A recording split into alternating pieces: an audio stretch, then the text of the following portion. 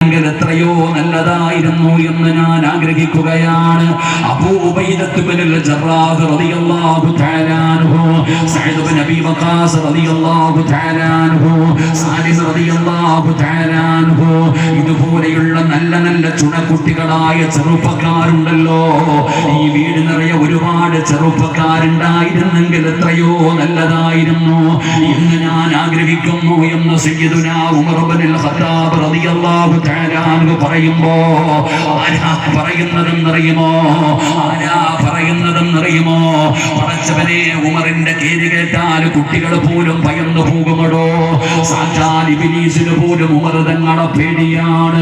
ഉമർ നടന്നു വരുന്ന വഴിയിലൂടെ പോലും ഇബ്ലീസിന് നടക്കാൻ പേടിയാണ്.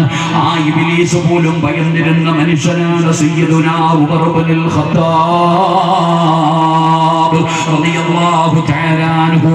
കരയുന്ന കുഞ്ഞുങ്ങളോട് ഉമ്മമാര് പറയുമായിരുന്നു, ഖത്താബിന്റെ മകൻ ഉമർ വരുന്നെന്ന് പറഞ്ഞാൽ ആ കരഞ്ഞുകൊണ്ടിരിക്കുന്ന പിഞ്ചു കുഞ്ഞുങ്ങൾ പോലും കരച്ചിൽ നിർത്തുമായിരുന്നു. പടച്ചവനെ, ആ ഉമറാണ് പറയുന്നത്, പടച്ചവനെ, ഒരുപാട് ചെറുപ്പക്കാരുണ്ടായിരുന്നെങ്കിൽ എത്രയോ നല്ലതായിരുന്നു. അതാരാ പറയുന്നത്? അല്ലാഹുവിന്റെ പ്രവാചകൻ സല്ലല്ലാഹു അലൈഹി വസല്ലമ തങ്ങൾ 10 സ്വഹാബികളുടെ മുഖത്ത് നോക്കിയിട്ട് പറഞ്ഞു, അബൂബക്കറെ നീ സ്വർഗ്ഗത്തിലാണ്, ഉമറേ നീ സ്വർഗ്ഗത്തിലാണ്, ഉസ്മാനെ നീ സ്വർഗ്ഗത്തിലാണ്, അലിയെ നീ സ്വർഗ്ഗത്തിലാണ്.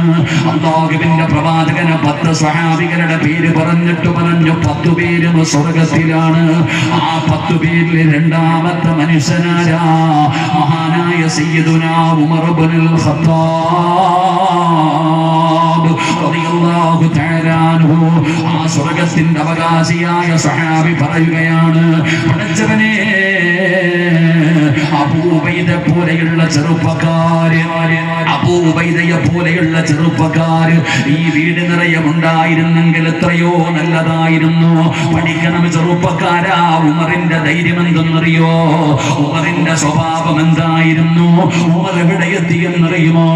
പടച്ചവനെ, ഉമർ ഇബ്നുൽ ഖത്താബ് റളിയല്ലാഹു തആല അൻഹുവിന്റെ അയൽവാസിയോട് ഒരു മനുഷ്യൻ വന്നിട്ട് പറഞ്ഞു, ഖത്താബിന്റെ മകൻ ഉമർ മുസ്ലിമായി, ഖത്താബിന്റെ മകൻ ഉമർ മുസ്ലിമായി.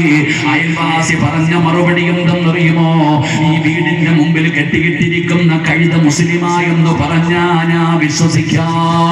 എന്റെ വീടിന്റെ മുറ്റത്ത് കെട്ടിയിട്ടിരിക്കുന്ന ഈ കഴുത ലാ ഇലാഹ ഇല്ലല്ലാഹ് എന്ന് ശഹാദത്ത് കലിമ പറഞ്ഞ് മുസ്ലിമായി എന്ന് പറഞ്ഞാ ഞാൻ വിശ്വസിക്കാം.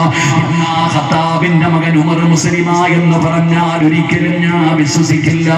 കാരണം ഉമറിന്റെ ജീവിതം അങ്ങനെയായിരുന്നു. ആ ഉമർ എങ്ങനെയായെന്നറിയുമോ?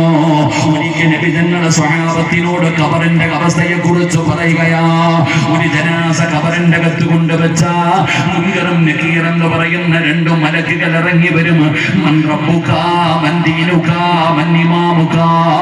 ആ ഖബറിൽ വന്നിട്ട് മലക്കുകൾ നമ്മളോട് നമ്മുടെ റബ്ബാരാണ്, പടച്ചവനെ, അവിടെന്ന് ചോദ്യം ചോദിക്കുമെന്ന് നബി തങ്ങൾ പറയുമ്പോ സയ്യിദുനാ ഉമർ ഇബ്നുൽ ഖത്താബ്